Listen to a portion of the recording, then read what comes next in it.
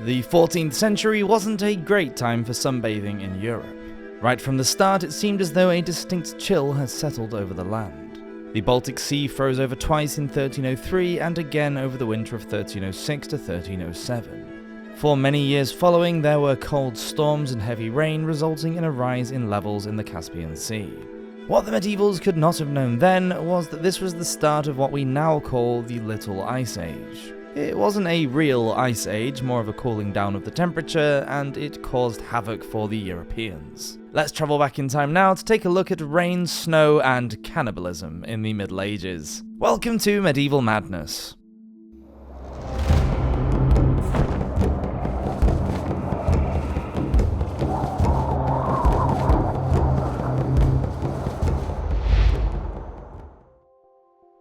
It's cold up north.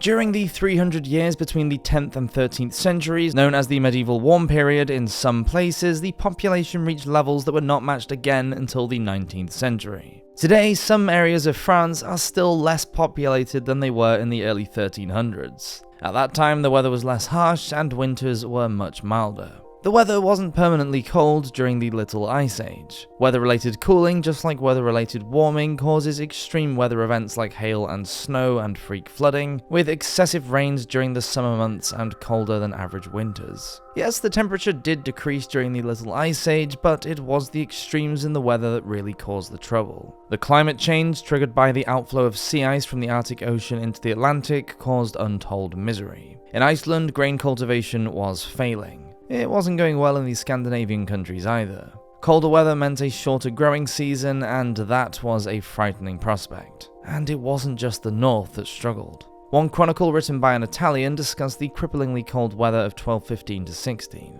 He said, quote, "It was so cold that bread, apples, and pears, and all manners of foods froze solid, and could not be eaten until they had been warmed up and thawed out at a fire."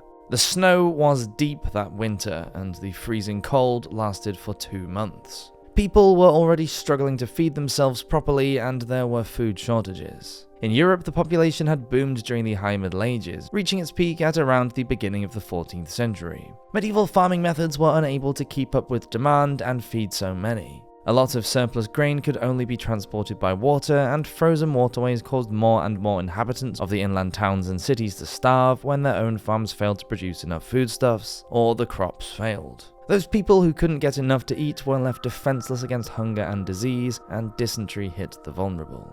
There were shocking reports of parents eating their own children. In Poland, those desperate enough were said to take down and eat the bodies of anyone executed and left to die on the gibbet. The hunger. Between the years of 1315 and 1317, the Great Famine struck northern Europe from Poland in the east down to the Alps in the south. The weather was particularly bad over the spring of 1315. The heavy rains went on into the summer and the temperature remained cool. The grain couldn't ripen, so there were widespread crop failures. The crops that could be saved were taken indoors in urns and pots to stay dry. The straw and hay could not be cured, so there was no fodder for the livestock. The soil, incredibly heavy and wet from the relentless downpour, was impossible to plough. To make matters worse, cattle disease struck, and the numbers of sheep and cattle fell by as much as 80%. People resorted to eating wild grasses, edible roots, nuts, and even tree bark. Crime and disease soared, as did the reports of infanticide and cannibalism.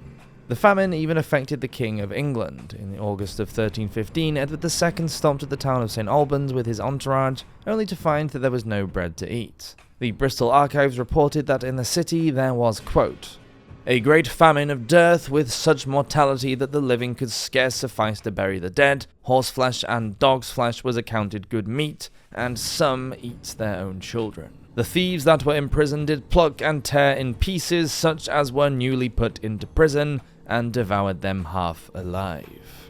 On into the following spring, it continued to rain on Europe. As is always the case, it was the poorer members of society who suffered the most. The 95% had no reserves of food, nothing to sustain themselves. What animals were left were now slaughtered, people took to eating the seeds of the grains that they could not plant, the old folk volunteered to starve to save the younger ones. Parents abandoned their children, and this behavior has been credited as being the origin of the tale Hansel and Gretel by the Brothers Grimm. Dead bodies were dug up from freshly built graves and used for food. The wet weather continued into 1317 and the famine reached its peak. However, as summer arrived, the weather began to settle at last. By now, though, lung diseases had taken hold of a weakened population and tuberculosis, bronchitis, and pneumonia took hold. It wasn't until 1325 that the food supply began to reach relatively normal levels, and the population began to rise again. Death rates for the Great Famine varied from place to place, but in northern France about 10% of the people died. In the south of England, that statistic rose up to around 15%. The Catholic Church blamed any natural disaster on the people and their sinfulness. However, no amount of repentance and praying did anything to stop the rain. This began to undermine the authority of the Church. Governments also came under fire due to their ineptitude in the handling of the famine, and the crime wave that occurred in the following decades didn't help. Violent crimes such as rape and murder multiplied, chivalry, it seemed, was dead, and many English people were also happy to blame the immorality of the reigning monarch, King Edward II, for their troubles. This contributed to his spectacular downfall in 1327. Here comes the rain again. A huge extratropical cyclone struck northwestern Europe in January of 1362. In England, it was named the Great Wind, the Danes called it the Great Drowning of Men, and 36,000 people lost their lives along the coast of the Netherlands.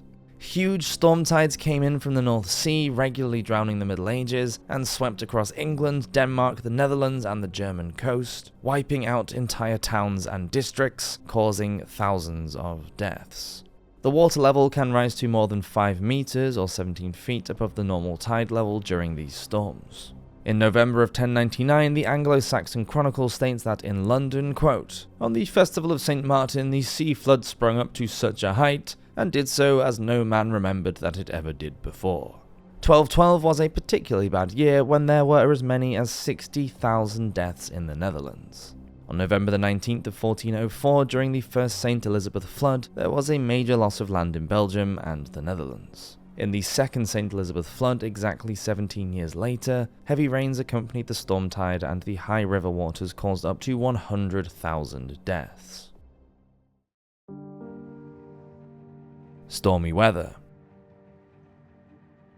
The St. Maur's Day storm hit on the 15th of January 1362 and tracked across the south of England before travelling across the North Sea to hit Denmark and Germany the next morning. The event was recorded by an anonymous writer in Canterbury, England, who was probably a monk from the cathedral. He wrote about the, quote, "houses and buildings having their roofs blown off by the force of the winds. Ruined trees standing in the woods were wrenched from the earth by their roots. No one knew where he could safely hide." The unknown writer blamed the storm on an upcoming joust that was to take place a couple of days later. He referred to the participants as harbingers of future evils, the consensus being that jousts were sinful because they took fighting men away from the Crusades. The Eulogium Historiarum, a world history from the creation to 1366, also states that the storm that hit on St. Maud's Day was believed by some a scourging from God. Let it snow. In Europe, the winter of 1363 to 64 was particularly harsh. Not just in the north, but also in the southern countries like Italy, where the Venetian lagoon froze solid, as did the estuary of the River Rhone. Snow fell over the town of Phocis in Belgium and stayed for 100 days. Without any thermometers, as they weren't used until the 17th century, writers could only explain how harsh the winters were by describing the life-threatening cold, the deep snowfalls and the persistent frosts, and by showing the damage that the extreme weather caused to livestock, crops, and society in general. One English poem written in the 14th century stressed that the winter of 1317 to 18 was 1,000 times colder than any winter before. In the middle of the 1430s, in the northeast of France, a scribe named Philippe de Vignel wrote that, quote, "For at least 300 years there had been no colder winters." Around that time, a German chronicle called Jahrbuch described the winter as being the coldest since the birth of Jesus Christ. The Moldova River froze for 5 months between November 1317 and March of the following year. There, the writers reported that people could walk over it daily as if one's foot was passing over dry land. Snow covered the city of Florence in Italy for a whole month in February of 1352. Ghent and Antwerp, in what is now modern-day Belgium, had 15 weeks of continuous frost in the winter of 1433 to 34. According to the Kölner Jahrbuche, a year later, there was 13 weeks of frost in Cologne, which also saw 36 days of non-stop snow over the same winter. In 1359, across central Italy, a country usually associated with mild winter weather, there were drifts and, quote, "The snow rose to an extraordinary height. To lighten up the roofs, the snow was thrown into the streets and some of the towns were blocked, so the inhabitants were trapped for several days in their homes." Bologna was under 18 foot of snow, and it was even deeper in Modena. In 1442, Marie of Anjou, queen to the French King Charles VII, got stuck in Carcassonne in the south of France for 3 months when 6 feet of snow hit the region. Also in southern France during the winter of 1389, the region of Lozère had an extraordinary snowfall. Quote, "In January, February and March, the snowfalls were so great that they destroyed many farmsteads, and that many people died because their houses fell down on them. Other people died of cold, others of hunger. Because snowfalls had lasted so much longer than usual that people had run out of provisions. And there are people of the country whose memories date back 80 years who say that they have never seen such great snowfalls." Frozen. It was the scarcity of food that caused the most hardship. The transportation of food along icebound rivers and roads was an impossible task. Inevitably, in times of shortages, prices went through the roof. In the winter of 1432 to 33, the German rivers couldn't carry any charcoal or firewood for heating. The ice damaged the watermills, so no flour could be ground, leading to shortages. A late 14th century book of accounts from Montpellier reported the death of a homeless man who froze to death on the street. One Parisian writer described how people were dying from cold on the streets in the winter of 1437 to 38. There were reports from Germany of cattle dying because of the weather that very same winter. It wasn't all doom and gloom though. The medievals were resilient, if nothing else, and many made the most of the snow and ice. In 14th century Cologne, Germany, a market was held on the Rhine. When the River Po froze over in Italy in 1215, there were jousts held on the ice. In Cologne, snow houses were built and bears and lions were sculpted when there was the huge snowfall in 1434, and the people went sledding and had snowball fights just as we do today. Thank you so much for watching this episode of Medieval Madness. Please do subscribe if you're enjoying these videos, and I hope you all have a fantastic week and stay warm out there. Until next time, cheers!